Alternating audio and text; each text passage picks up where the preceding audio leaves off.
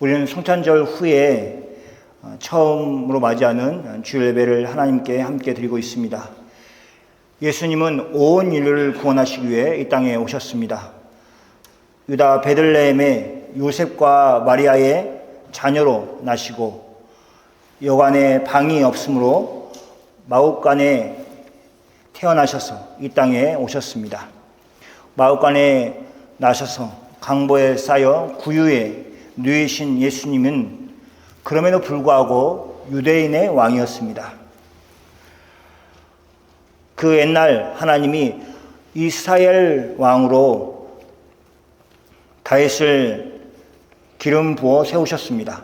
하나님을 섬기지 않는, 그래서 하나님의 말씀에 순종하지 않는 사울 왕을 버리고 어린 다윗을 이스라엘 왕으로 세우셨습니다.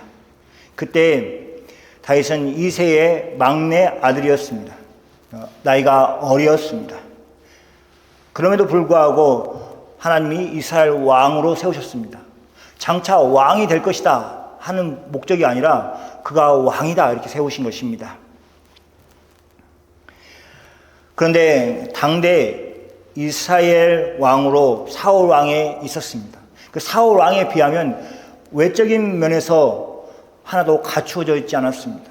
사울 왕의 그 잘생긴 키 큰 그 외모를 다윗은 가지고 있지 못했습니다. 그런데 하나님은 다윗을 사용하셔서 다윗과 함께 일하셨습니다.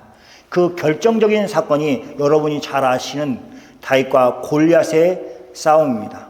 다윗이 골리앗을 이긴 사건입니다. 다윗이 개인 한 사람으로서 골리앗을 이긴 사건이 아니라 이스라엘 왕인 것을 만천하에 드러내 보이신 사건이 그것입니다. 사울과 사울의 이끌림을 받는 이스라엘 군사들이 골리앗과 그와 함께하고 있는 블레셋 사람들을 두려워하고 무서워하였습니다. 아침과 저녁으로 그들을 조롱하고 싸우자고 하는 골리앗의 말에 아무도 말할 수가 없었습니다. 다 두려워서 떨 뿐이었습니다. 전전긍긍하였습니다. 이스라엘의 노인 형편이 이러하였습니다.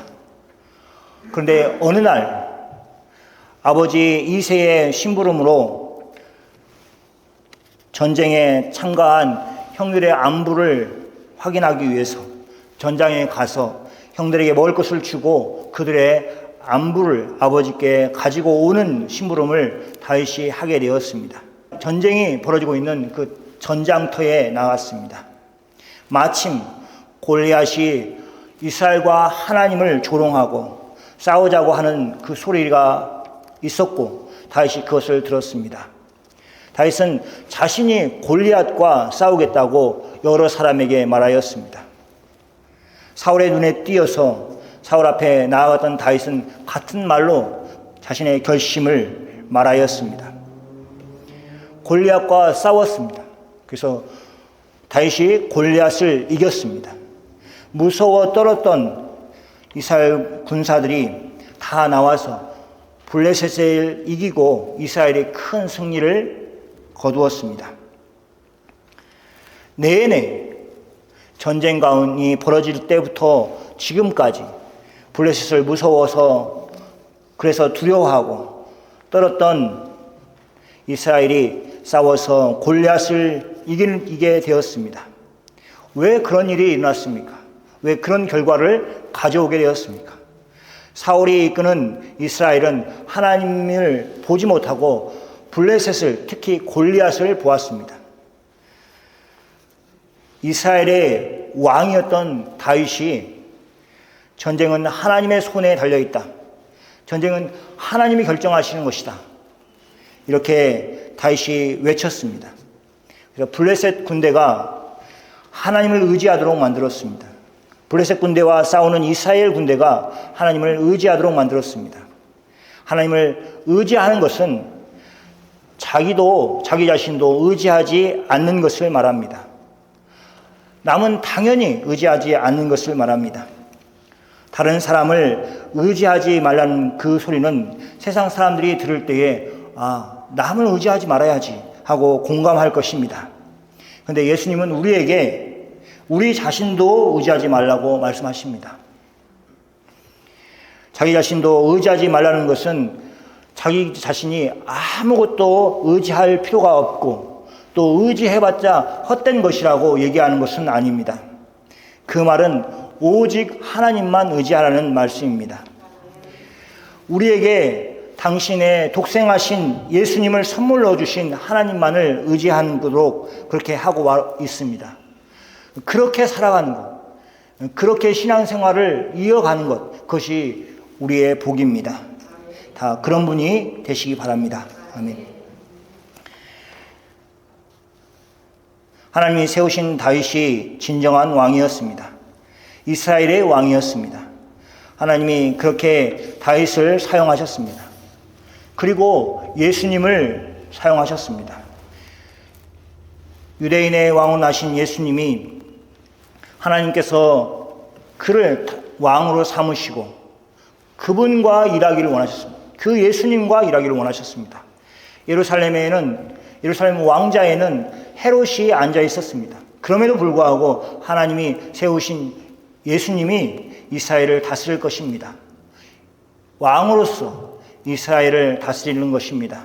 이스라엘뿐만 아니라 온 인류의 왕이신 예수님이 십자가 위에서 자신이 왕이라고 선언하셨습니다.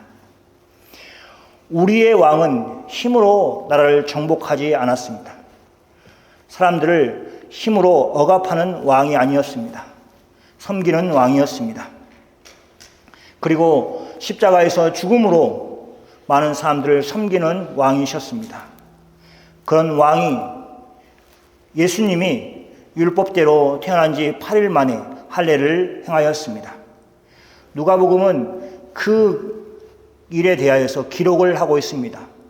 다른 성경과 다르게 태어나면 그 아이의 이름을 붙이고 지어주고 하는 식으로 태어나는 것과 함께 이름을 지어주는 것이 아니라 오늘 본문에는 할례를 행하는 것과 그 이름 예수라고 그렇게 하는 것이 연결되어 있습니다.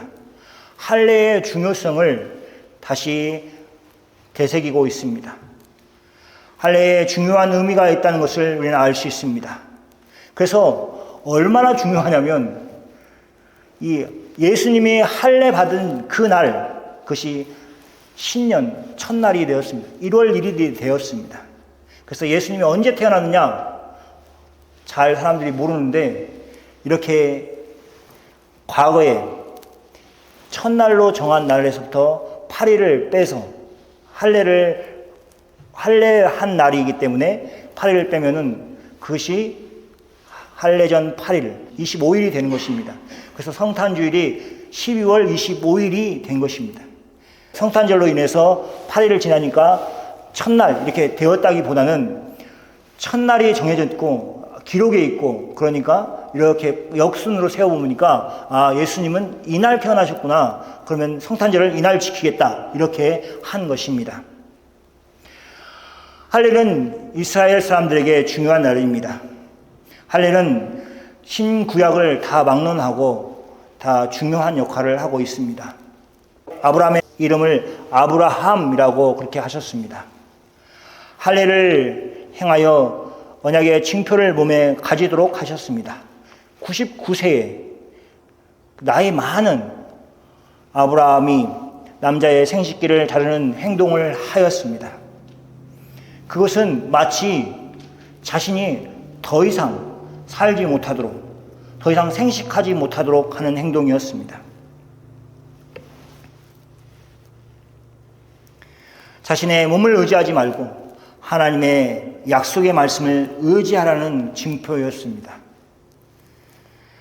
아브라함이 하나님께서 자신과 사라에게 주실 그 아들을 믿고 있었습니다. 그래서 아브라함이 하나님의 말씀하신 대로 자기 몸에 증거를 가지기 위해서 할례를 행하였습니다. 그와 그의 아들 이스마엘과 그리고 그 집에 사는 모든 남자들과 함께 할례를 받았습니다. 그 할례를 행한 것이 이스라엘에게 이어져 내려왔습니다. 하나님의 약속의 말씀을 믿는 그 증거로 또 몸의 증거로 그렇게 하신 것입니다. 이제 예수님이 태어나시고 8일째가 되었습니다. 그 할례를 예수님이 8일 만에 행하였습니다. 하나님의 언약 안에 들어와 있다는 것을 몸소 보여주는 사건입니다. 예수님이 성령으로 마리아의 몸에서 나셨을 뿐만 아니라 그 안에서 법을 지키고 하나님의 정해놓으신 그 길로 순종하면서 잘 살고 있는 모습을 오늘 보여주고 있습니다. 이스라엘 사람들에게는 할례를 행하는 것 말고 아이가 태어났을 때 지켜야 될 율례가 있었습니다. 정결 예식이었습니다. 그 아이가 사내 아이면 아들이 태어난 지 80일에 정결 예식으로 아이와 또 낳은 산모를 정결하게 하는 예식이었습니다. 예수님의 부모는 그 정결 예식을 위해서 예루살렘 성전에 올라갔습니다. 주의 율법대로 산 비둘기 한 쌍과 어린 집비둘기 둘을 제사하기 첫 사내 아이가 태어나면 정결 예식을 통해서 어린 양을 가지고 해야 했는데 예수님의 부모들은 가난하였기 때문에 비둘기를 제물로 삼아서 정결 예식을 드렸습니다. 그만큼 젊은 부부가 가난하였다는 것을 보여주고 있습니다. 마구간에 낳고 또 구유에 강불을 싸서 이렇게 누인 것만 가난한 모습이 아니라 제물을 드리는 정결 예식에서도 그 가난함이 드러납니다. 이렇게 할례와 정결 예식을 예수님의 부모가 행하였습니다. 예수님이 나이가 어렸기 때문에 율법을 준수하는 것이 가능하지 않았을 것이고, 하나님의 아들 예수님이 이 땅에 오셔서 하나님께서 이스라엘에게 주신 율법을 잘 준행할 수 있도록 그렇게 부모들이 하고 있습니다. 갓난 아기가 혼자 율법을 행할 수 없기 때문에 유다의 다윗의 자손인 요셉을 통해서 그렇게 행하도록 하셨습니다. 오늘 저희가 이어지는 내용 가운데 하나님은 시므온이라는 사람을 예수님께 보내셔서 예수님의 부모를 위로하시고 계십니다. 이스라엘의 위로자가 되실 그분, 이스라엘의 위로자이신 그분께서 미리 예수님의 부모를 위로하고 계시는 모습을 시몬을 통해서 드러내고 계십니다. 일단 시몬은 의롭고 경건한 사람이었습니다. 이스라엘의 위로를 기다리는 사람이었습니다. 이스라엘의 위로, 즉 메시아를 기다리는 사람이었습니다. 성령이 그 위에 계셨습니다. 성령님이 그에게 계셨다는 것은 그가 이스라엘의 위로자를 기다리는, 그래서 경건한 생활을 이어갈 수 있도록 하셨다는 것입니다. 그러니까 우리도 성령의 이끌림을 받는다. 그럼 뭐냐면 소망을 가지고 예수님을 기다리고 재림하실 예수님을 기다리면서 경건하게 보내는 것입니다. 그가 주의 그리스도를 자신이 곧 보일 것이라는 것을 소망하였습니다. 그는 주의 그리스도를 보기 전에는 죽지 아니할 것이라고 성령께서 지시함을 그렇게 받았습니다. 그런 성령의 지시를 받았다면 이스라엘의 위로를, 그래서 위로자가 될 그 아이가 누구인가, 과연 누구일까 하는 것을 기대하였을 것입니다. 그래서 성전에서 정결 예식을 하기 위해서 아이를 가지고 오는 그 부모들과 함께 그 아이를 주목하여서 보았을 것입니다. 그렇게 예수님의 위로를 기다리는 시므온이었습니다. 어느 날 성령의 감동으로 성전에 들어왔습니다. 마침 예수님의 부모가 율법의 관례대로 정결 예식을 행하자고 예수님을 모시고 성전에 들어왔습니다. 그 모습을 시므온이 보았습니다. 시므온은 아기 예수님을 안고 하나님을 찬양하였습니다. 시므온이 예수님을 안고 하나님을 찬양하는 모습을, 또 그 찬송하는 소리를 듣고 예수님의 부모는 시므온이 예수님에 대해서 하나님께 찬양하는 그 말들을 듣고 다 놀랍게 여겼습니다.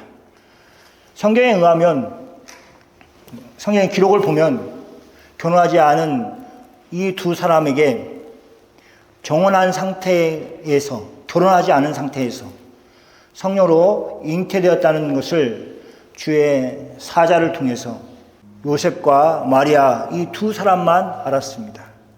그것을 다른 사람들에게 소문을 내고 자랑할 일이 아니었습니다. 그냥 쉬쉬 하면서 자기들만 알고 있는 내용이었습니다. 요셉과 마리아가 살았던 갈릴리 나사렛이라는 동네에서 그들만 알고 있었습니다.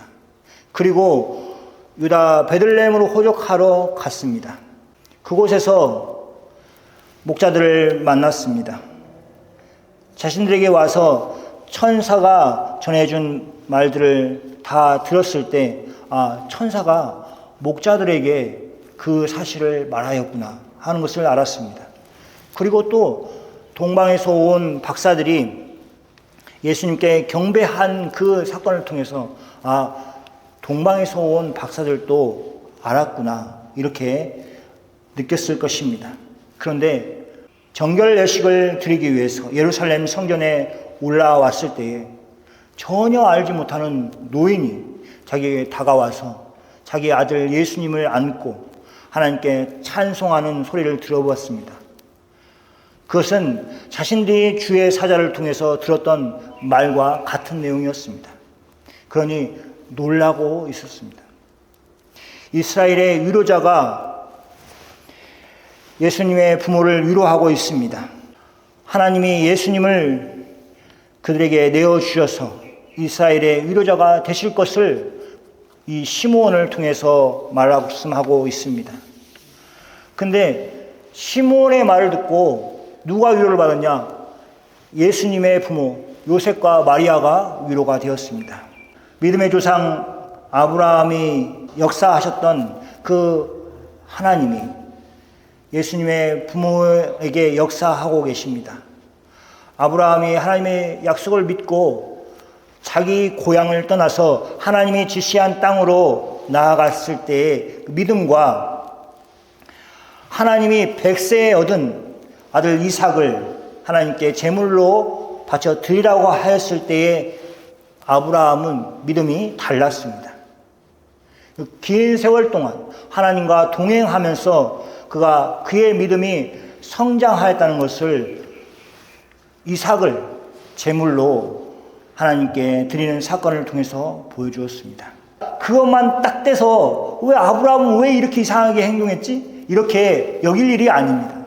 왜냐하면 아브라함은 그만큼 하나님을 신뢰하였습니다. 그 신뢰를 하나님이 아브라함에게 주었던 것입니다. 예수님의 부모 요셉과 마리아가 주의 사자를 만나서 순종하였고 또 하나님과 동행하였더니 그들에게 계속해서 확신을 주셨습니다. 여러 다양한 사람들을 통해서 이 아들이 구세주다, 이스라엘의 위로자다 이렇게 가르치셨고 그래서 확신을 얻었습니다. 예수님의 탄생 전후에 만난 모든 사람들이 이 험한 길을 가야 되는 요셉과 마리아에게 중대한 일을 해야 되는 마리아와 요셉 가운데 그들에게 신앙을 복돋아 주는 위로하는 말을 해 주었습니다. 우리 모두도 신앙을 가지고 예수님이 얼마나 성실하신지, 하나님이 얼마나 은혜로우신지 우리가 해마다 경험하셔서 우리의 믿음이 성장하기를 원합니다. 요셉과 마리아가 정결 예식을 위해서 예수님을 데리고 성전에 올라갔을 때 하나님은 시므온을 준비하셔서 성령의 감동으로 하나님께 찬송하게 하였습니다. 요셉과 마리아가 그 내용을 듣고 다 놀랐습니다. 하나님이 약속하신 대로 예수님을 그렇게 이스라엘의 구원자로 이방의 빛으로 사용하시겠구나 하는 그런 굳센 믿음을 가지게 되었습니다. 여러분에게 올 한 해가 이처럼 예수님을 믿는 믿음에서 자라나는 그런 한 해가 되었을 줄 믿습니다. 여러분이 처음 첫 주일 예배를 올해 드렸을 때에 그때의 그 신앙과 지금 이 자리에 마지막 주일 예배를 드리는 여러분의 믿음을 보십시오. 그 안에 다른 점이 있습니다. 그만큼 하나님께서 여러분을 성장시켜 주신 것입니다. 여러분을 믿음으로 성장시키시고 여기까지 인도하신 하나님께 감사드리는 여러분이 다 되시기를 축원합니다.